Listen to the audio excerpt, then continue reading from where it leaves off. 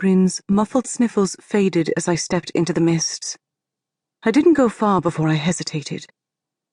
I could see the hand I held before me, but nothing beyond that. Yet visibility wasn't why I'd stopped. Fear held me in place. The beast had always kept everyone at bay. Why had that changed? And why with me? Knowing why he'd gone to such lengths to trap me within the estate might have assured me. Then again, perhaps his reasons were something to fear.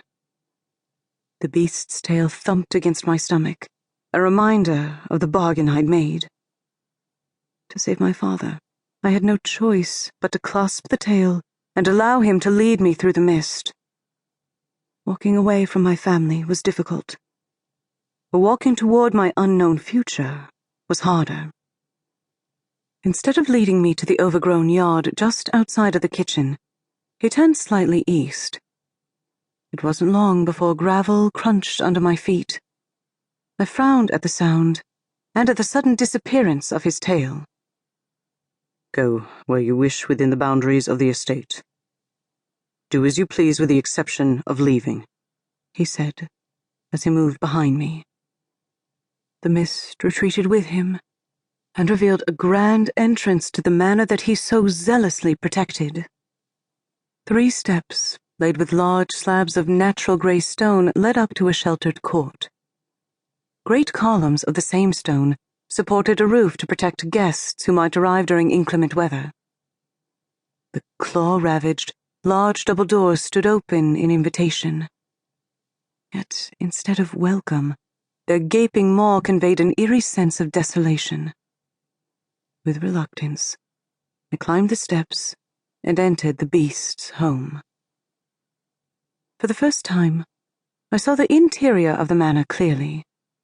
Aged decor, perfectly preserved from the ravages of time, yet marred by the beast's anger and negligence, drew my curious gaze. Did he truly only need a maid? Should I clean, then? I asked, knowing he still lingered behind me. Do as you please, he said irritably.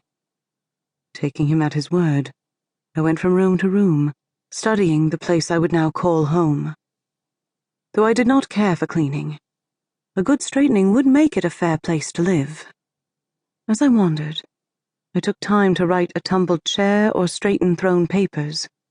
In some places, shards of broken objects dusted the floor, and I made note to come back with a broom as my boots crunched over them. I lost count of the turns and rooms I visited, while the beast trailed me, cloaked in his now small cloud of mist.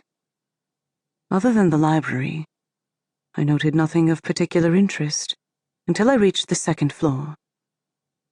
In the midst of the beast's destruction, a single room remained untouched, and I didn't blame him for avoiding it. Frills, perfumes, and pillows filled the room with their noxious pink shades. I had no issue with pink in small doses. However, what lay before me made my eyes hurt. The only exception to the overabundance, a set of black, glossy doors, called to me. They were set into the interior wall to the side and begged for the beast's angry furrows. Yet none decorated the surface. I crossed the pink rugs and opened the door.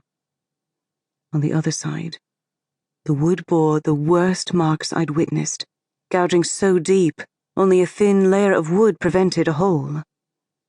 I gently ran my fingers over the marks, staring at the torn grains.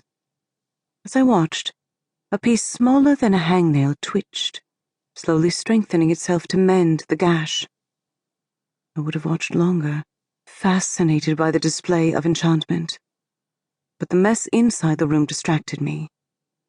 Everything from the mattress and bed hangings to the inlaid wood patterns of the floor had been shredded.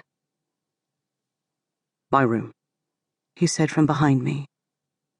This room is yours. I turned to look over my shoulder at the pink abomination. I'd rather we trade, I said under my breath.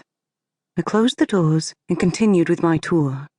For a while, I became hopelessly lost until I came to a hallway I recognized. To keep listening to this audiobook, I've left you a link in the description so you can do it, at no cost thanks to Audible's 30-day free trial.